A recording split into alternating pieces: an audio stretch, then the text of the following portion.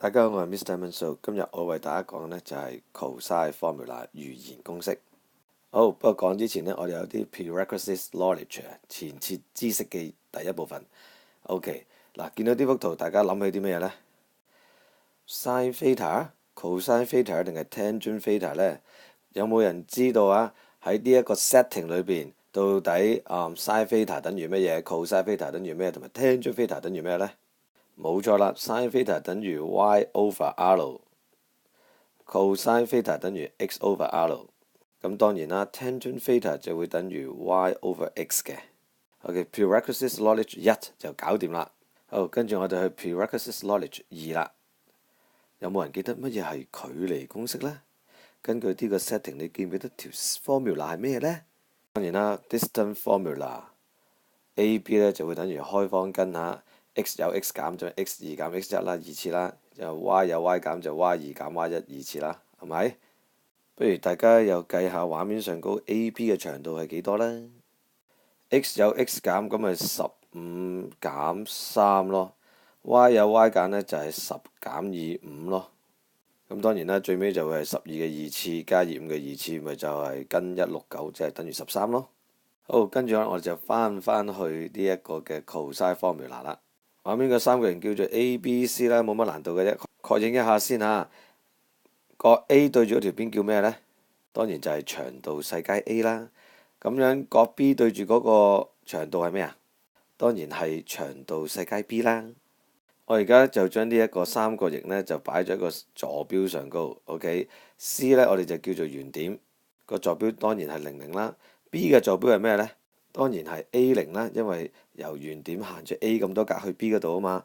咁 B 當然係喺0樓啦，因為喺 X 軸上高啊嘛。最尾呢 A 呢就叫住 XY 線啦，求其一點啫。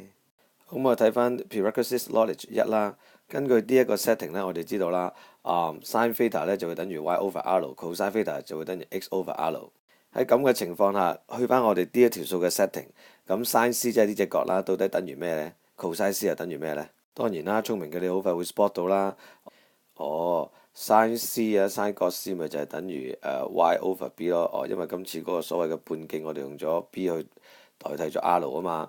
咁而 cosine C 就當然係 x over b 啦，係咪？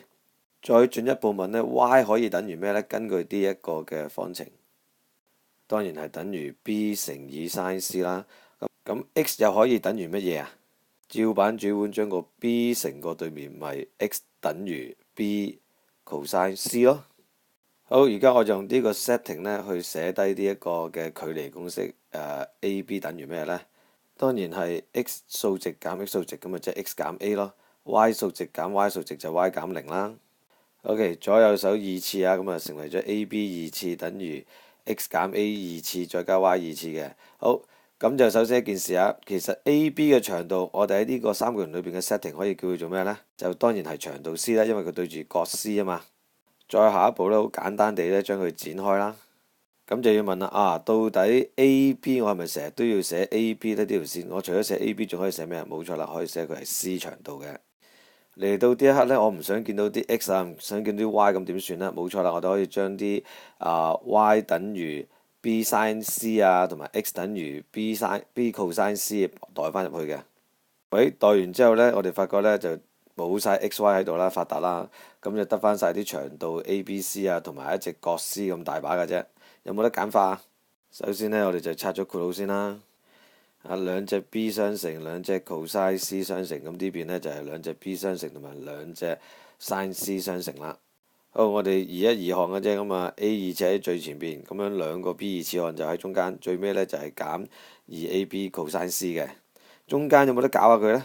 有，我呢就抽咗個 B 二次出嚟，咁啊裏邊就剩翻sin C 二次加 cosine C 二次嘅。OK， 咁樣sin 二次 theta 加 cosine 二次 theta 咪等於1咯，咁所以呢個嘢呢就係 B 二次乘1啦。最尾呢，餘弦公式就誕生啦，所以呢 C 二次會等於 A 二次加B 二次減 2AB cosine C 嘅。OK， 咁值得留意啦，我哋今次呢係用晒3條邊嘅，咁牽涉到呢只係一隻角嘅啫，咁我就叫做角 C 啦。所以呢，我哋就會講呢餘弦公式 cosine formula 其實係就講緊三邊一角。最後總結啦，cosine formula 其實係講緊三邊一角啦。C 二次等於 A 二次加 B 二次減 2AB cosine C 啦。